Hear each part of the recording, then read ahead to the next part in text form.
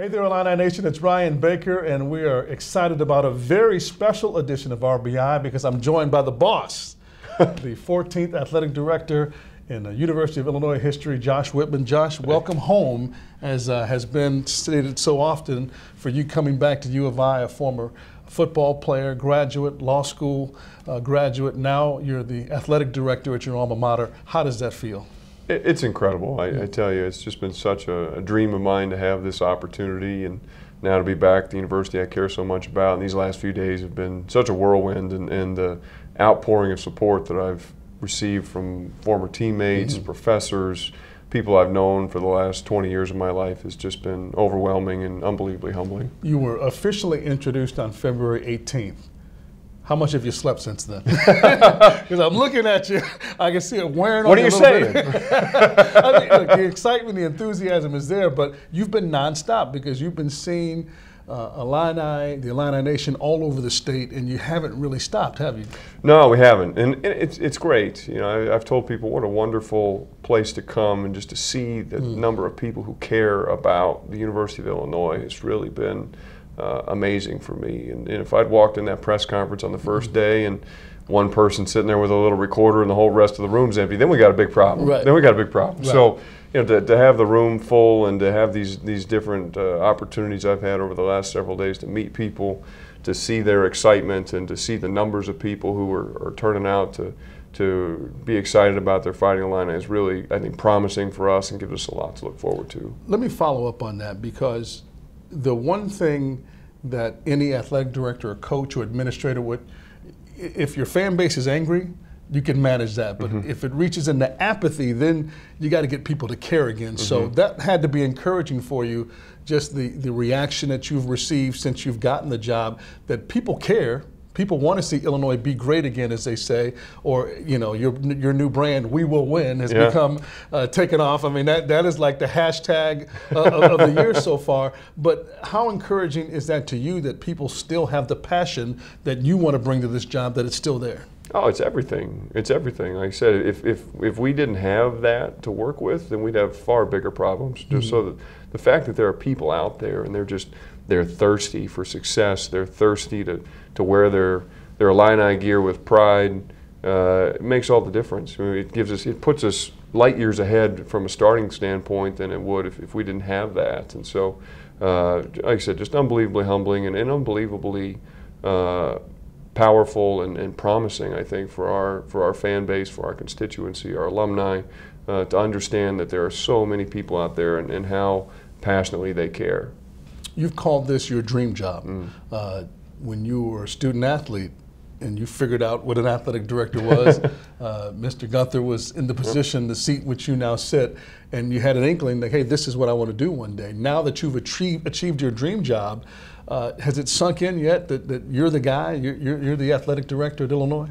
It's starting to. You know, it's starting to. The last few days have been such a blur, but these last 2 days in particular, I had a chance to attend the Big Ten meetings here in Chicago and to be around some of my new colleagues. And what kind of welcome did they give you? How was that? Well, there's no hazing or anything like that, so I didn't have to stand up on the table. I didn't stand up on the table and sing the school song. Nobody asked me to do that. But I know you know it, though. I could have done that. I could have done that. But it was really a memorable experience for me to be able to walk into that room and start to shake some hands and understand who these people are, and it's such a unified group, and to be around Jim Delaney, who I think is just one of the most creative and intelligent leaders in college athletics. It just gave me a great sense of pride for our university and a great sense of hope for our future.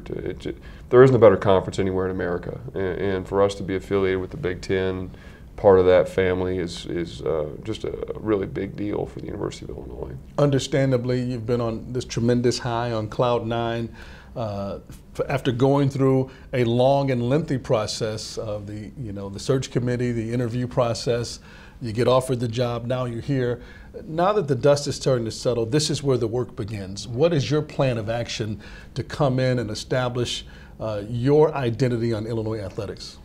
Well, for me, these first months are going to be a lot about learning, just taking a lot of time to sit down with people, have these conversations, have face-to-face discussions, and understand what's important to them, what their strengths are, what they see the challenges being, And that's people within our own building, our coaching staff, our senior leadership group, but also getting out and having more intentional conversations with our alumni, with our fans, trying to be present and really take the next few months to get a sense of the pulse of the Illini Nation. And only then will you really be in a good position to start to develop the plan and start to make some incremental change, because you have to have a full understanding of the landscape. You have to understand. Even though you are an Illini, and I'm sure even while you were at Washington University or even lacrosse, you kept an eye on what was going on as a former player, as a fan. But now you need to see what it's like from inside the walls, right?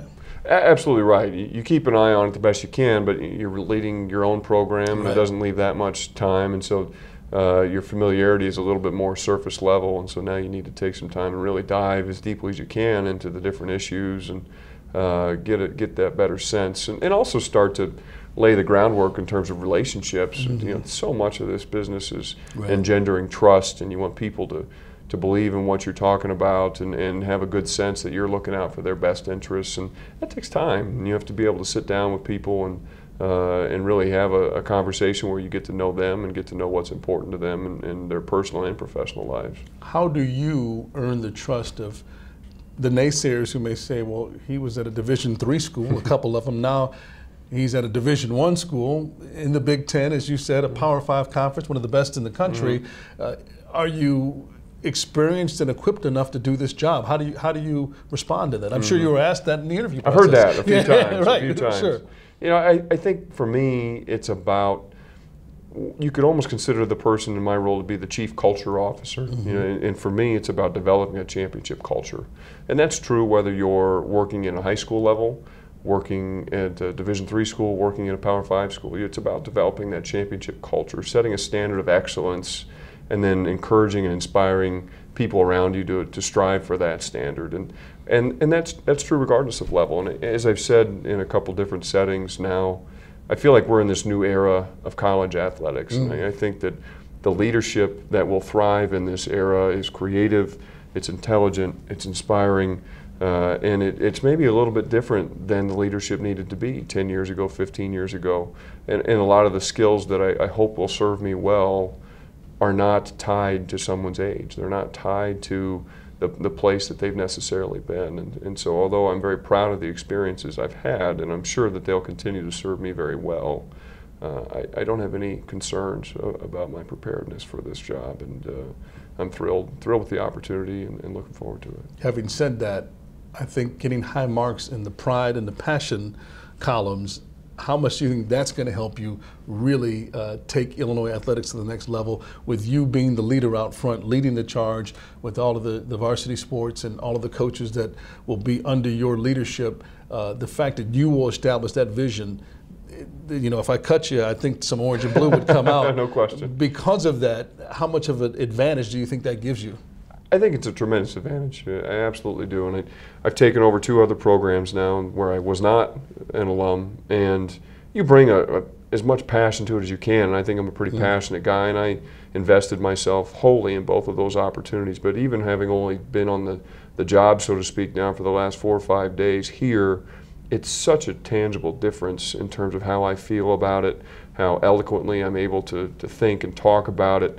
You know, for me, it's just such a different level of magnitude, and the passion is unmistakable. And so it's been kind of interesting for me to reflect and compare these 4 or 5 days to the 4 or 5 days at some other places. And it's through no fault of anybody else's. I think it's just the reality of being back at your alma mater, a place that means so much to you. You can't fake it. It's just a very special chance, and I think a pretty powerful opportunity. So much to discuss with Josh Whitman. We got to do it in 2 segments on RBI. Stick around for the next one.